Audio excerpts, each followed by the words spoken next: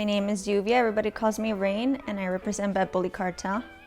This all started, believe it or not, with boxing, because my husband's a boxing trainer. So we went to the gym, and one of our really good friends brought in her bully, and we just fell in love. I said, I will never pay that much money for a dog, ever. Never. Until he sent me a picture, and I said, okay, get him. That was 2015. 2016, I had my first show. We won a stud credit. 2017, I bought a female. That was my second dog that I promised I would never pay so much money for. And I still have her. She's like my ride or die. She's my bodyguard. And ever since then, I got hooked on the shows. He got hooked on boxing, on events. I got hooked on the shows. It was just fun. What keeps me pursuing this is the adrenaline of going to the shows. The rush of, are you gonna win? Are they gonna tell you your dog sucks? Are you gonna make it to the show?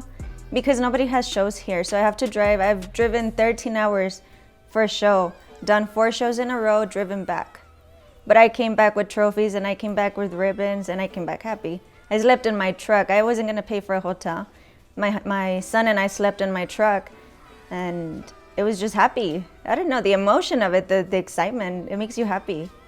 The challenges I deal with most are, I think, training. It was fine before because I was working nights, so I was able to train them during the day. But now that I'm working out of town, it's hard for me to train them. I'm the only one that trains them. My son, he handles them, he works them out, but nobody can train them. They don't have the patience. So me being out of town, I have to be here for the weekend, and I have to put in extra work for them to be ready. We were so close to becoming champions, and it just stopped. We couldn't do it anymore because the pandemic. The first award I got was with Brutus, my first bully. We went to a UBN show. I got second place. It was 3 dogs. I knew I was gonna place regardless, but I thought I was gonna get third. But I got second. And it's not first, but it was second. I made second out of 3, and I didn't know what I was doing. I'm like, oh my God, I can actually do this. And this was without training my dog, without working, not knowing anything. That's where we won the stud credit. So that's where it started. That's when I said, I need to train. I need to train this dog, and I need to do it. And that dog was very easy to train. But then I had some hard ones, and I had our friend Damien from Happy Pets Hotel. He helped me train. He showed me how to do it, and that's how I got hooked. With Tony Touch, his first show was in Little Rock, in Arkansas. It was freezing temperatures outside. I was driving with my son. We got there, it was 4 ABKC shows. The first show I didn't place. I got very, very sad. I'm like, I didn't drive all the way over here for this. What am I doing? I was like, okay, you know what, whatever. Second, third show, I placed second out of a lot of dogs. And then 4th show, I placed first plus best male. And they gave me a lot of great tips, and it was like, okay, I'm not going home empty-handed. Then my husband's like, what do you mean? You placed first and second out of a lot of dogs. Like, that should say a lot about you and your dog. What I do with my animals on the regular basis, besides letting them sleep on the couch with me, is stairs. I have tried making that a regular every day, stairs. Work out the stairs. They do play, we have a big front yard, and they play a lot in the front yard. And my husband has a huge German Shepherd that I can't stand. And they run a lot. And then stacking. We call it working, but stacking, show stacking. We do that a lot because they get really nervous when you go to places and it's a lot of dogs everywhere. So I try to get them to lose that nervousness. Come on, we're gonna stack randomly over here in this corner. Somebody's walking by. Okay, no, chill, it's okay. You got it. Because they shake. And no, he relaxes. So exercise and stacking. And then leash working, like every dog. His pedigree, he is off of Grand Champion Silver Surfer. When we bred to him, he was number 2 in the country for breeding. He got his Grand Champion status, I believe, at 1 year old, which made him the youngest one to get that status. And then his mom, she is off of Champion Yayo, which is off of Grand Champion Chumper. He has a lot of good pedigree behind him, a lot of Grand Champion blood with him. In the future, I see myself with Tony being grand champion, hopefully not far future. I see myself with 3 more dogs, and those will be my productions that I will take to shows, and they will become grand champions too.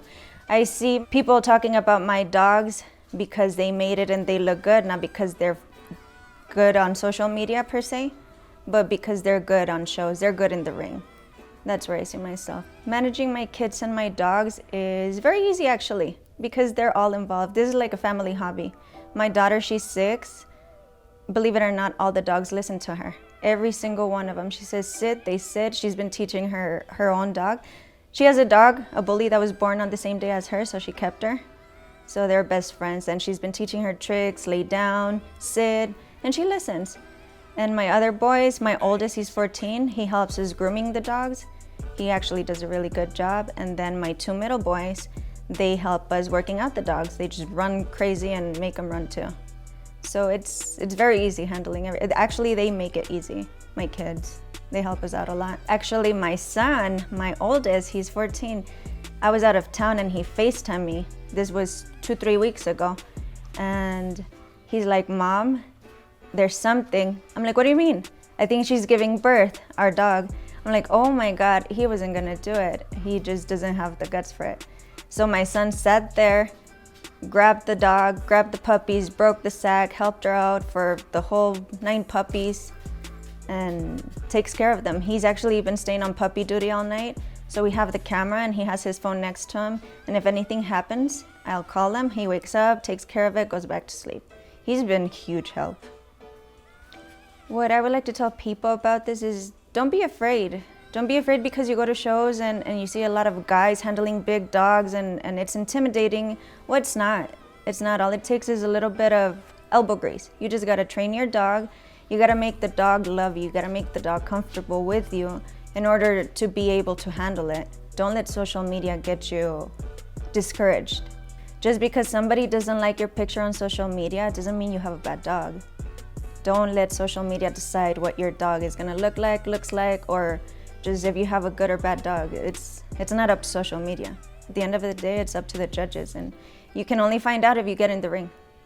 Social media is Bad Bully Kartel, Kartel with a K. Instagram the same, Bad Bully Kartel.